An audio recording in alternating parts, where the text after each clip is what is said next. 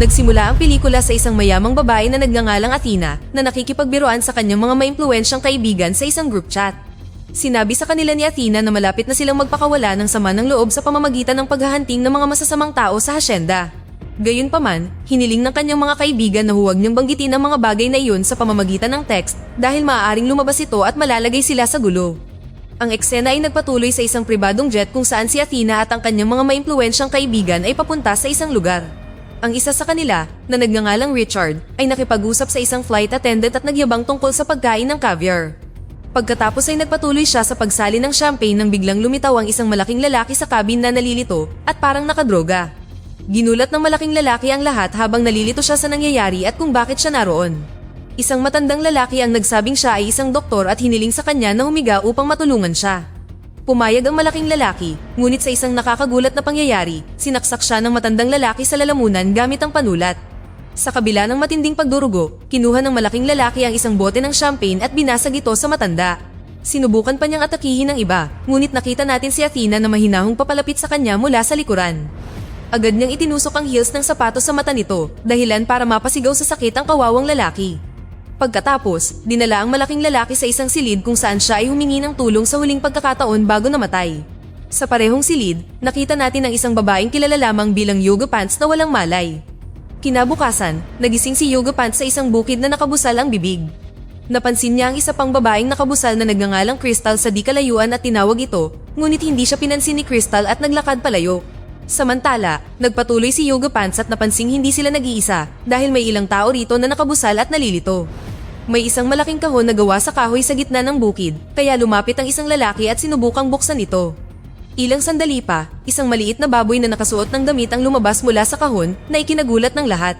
Pumasok ang lalaki sa kahon na gawa sa kahoy at di nagtagal ay inilabas ang isang buong hanay ng mga armas, kaya nagmadali ang lahat para kumuha ng isa.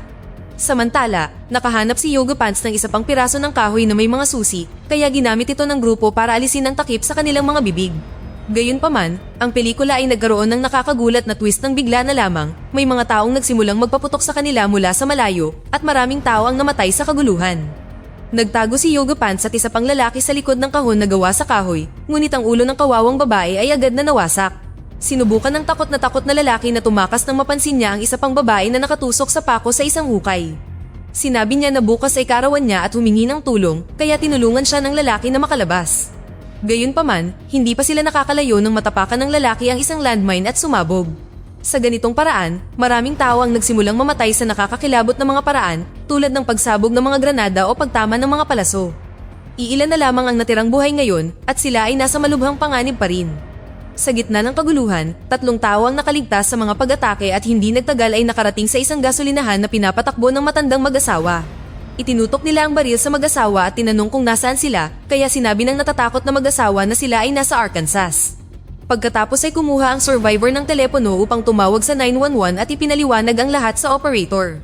Gayunpaman, ang operator ay tila kakaiba na kalmado at sinabing iti-trace nila ang kanilang lokasyon at makakarating sila roon sa lalong madaling panahon.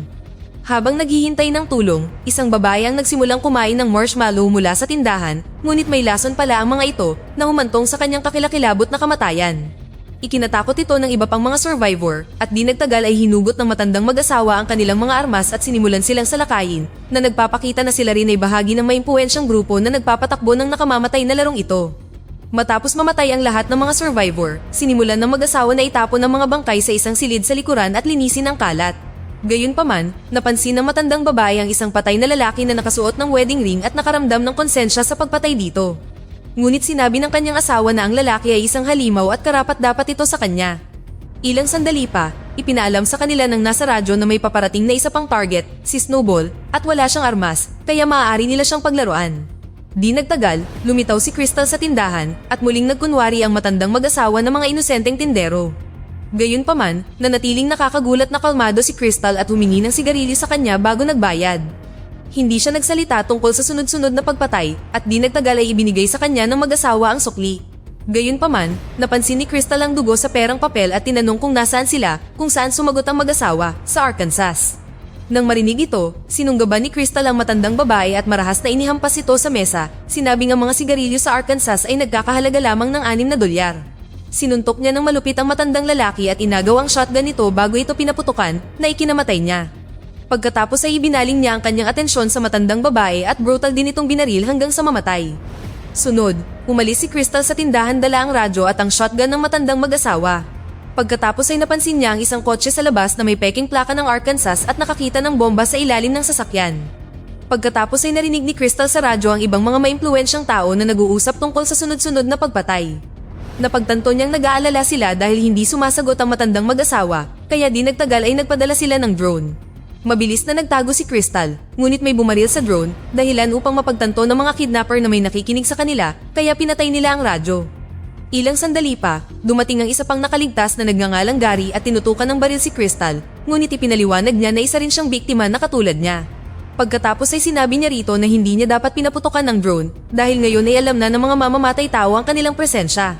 Naiinis si Gary sa ginawa niya, at ang dalawa ay nagsimulang maghanap ng daan palabas sa nakakatakot na lugar na iyon. Ilang sandali pa, narating nila ang riles ng tren at may nakita silang paparating na tren, kaya tumakbo sila ng mabilis at nagawang tumalon sa tren.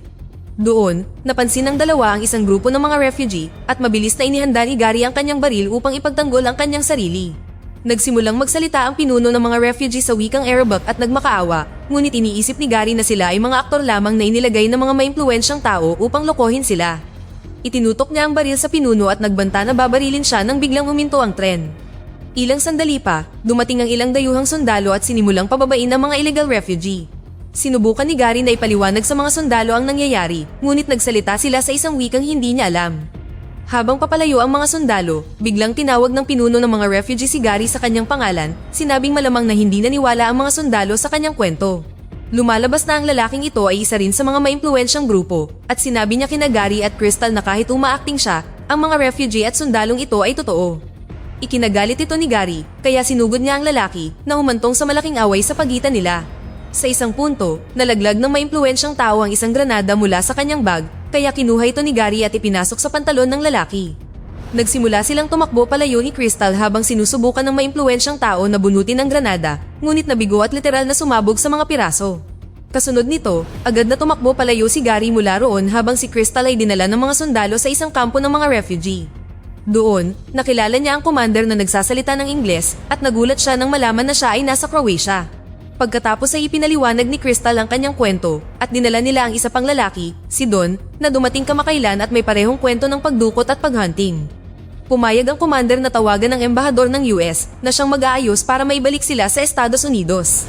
Maya-maya, dumating ang isang lalaki mula sa embahada ng US upang sunduin ang dalawa at isinakay sila.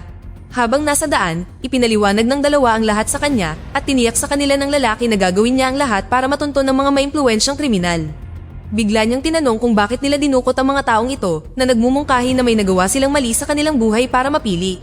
Iginiit ni Don na wala siyang ginawang masama nang biglang sipain ni Crystal ang embahador palabas ng kotse gamit ang kanyang mga paa. Pagkatapos ay pinaatras niya ang kotse at brutal na sinagasaan ng lalaki na humantong sa kanyang pagkamatay. Nang makita ito, pinagalitan siya ng natarantang si Don dahil sa pagpatay sa kanilang tagapagligtas, ngunit binuksan ni Crystal ang likod ng kotse, kung saan natagpuan nila ang bangkay ni Gary na nagpapatunay na ang peking embahador ay bahagi rin ng maimpluwensyang grupo. Nakakita rin sila ng mapa ng hideout ng mga maimpluwensyang grupo na ito, kaya nagpasya silang pumunta doon at harapin ang mga kriminal. Sa sandaling ito, nakita nila ang baboy mula sa simula ng pelikula, kaya nagpasya silang isama rin ng hayop. Ang eksena ay napunta sa isang pasilidad na parang bunker, kung saan ang lahat ng mga maimpluwensyang grupo ay nagdedebate tungkol sa politika, pagbabago ng klima, paggamot sa AIDS, at iba pang mahalagang bagay.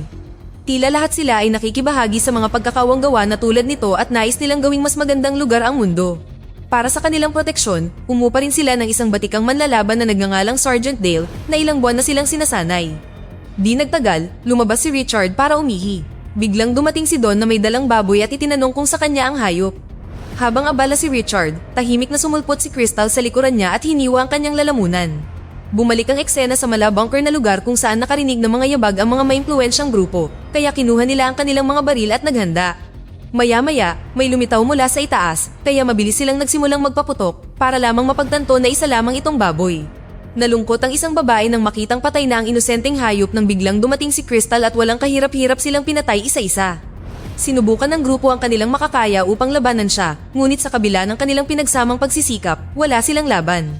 Maya-maya, dumating si Don mula sa itaas at nagulat nang makitang napabagsak na silang lahat ni Crystal.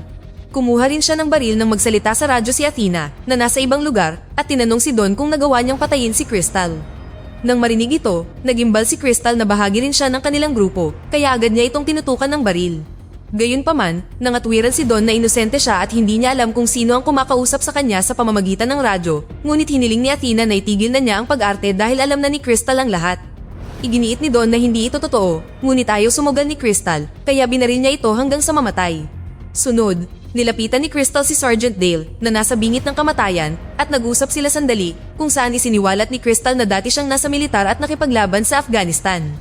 Sinabi sa kanya ng lalaki na nanalo na siya at sinabihang umuwi na, ngunit tumanggi si Crystal at tinanong siya kung nasaan ang babaeng nagsalita sa radyo. Tumanggi si Dale noong una, sinabing hindi niya kayang labanan si Athena na 8 buwan nang nagsasanay. Ngunit nang simulan siyang pahirapan ni Crystal, sa wakas ay isiniwalat ni Dale ang kinaroroonan ni Athena, pagkatapos ay binaril niya ito hanggang sa mamatay. Sa kasalukuyan, dumating si Crystal sa bahay ni Athena kung saan naghihintay na si Athena at nagsalita sa pamamagitan ng radyo. Inutusan niya si Crystal na iwan ang baril sa mailbox at pagkatapos ay pinapasok siya. Pagpasok ni Crystal sa bahay, sa wakas ay nagkaharap na ang dalawa at tinanong siya ni Crystal kung bakit niya ito ginagawa. Isiniwalat ni Athena kung paano nasira ang kanyang buhay dahil sa isang biro at ang mga taong tulad ni Crystal ang nagpakalat ng mga balitang puno ng paninira sa online. Sinabi niya na alam niya ang lahat tungkol sa buhay ni Crystal, kabilang ang kung paano siya huminto sa pag-aaral sa edad na 12, kung paano napatay ang kanyang ama sa pagsalakay ng pulisya sa drug cartel, at kung paano namatay ang kanyang ina dahil sa overdose di nagtagal pagkatapos nito. Gayunpaman, isiniwalat ni Crystal na hindi siya ang nang-insulto kay Athena sa online at ipinaliwanag na may ibang babae sa kanyang bayan na may kapareho ng buong pangalan niya. Isiniwalat din niya na buhay pa ang kanyang ina at ang kanyang ama ay hindi kailanman gumamit ng droga. Nang marinig ito, tumanggi si Athena na maniwala sa kanya at agad na nag-away ang dalawa. Hindi tulad ng iba sa grupo, napatunayan na si Athena ay isang mahusay na mandirigma at mabigat na kalaban para kay Crystal. Pagkatapos ng mahaba at matinding laban, sinaksak ni Athena si Crystal gamit ang blender blade at nagawa siyang sugatan ng malubha. Gayunpaman, tumanggi si Crystal na sumuko, kaya niyakap niya ang kanyang kalaban at sinaksak ito ng maraming beses gamit ang parehong blade. Pagod na pagod at duguan, pareho silang napahiga sa sahig, kung saan itinanong ni Crystal ang tungkol sa kanyang codename na Snowball.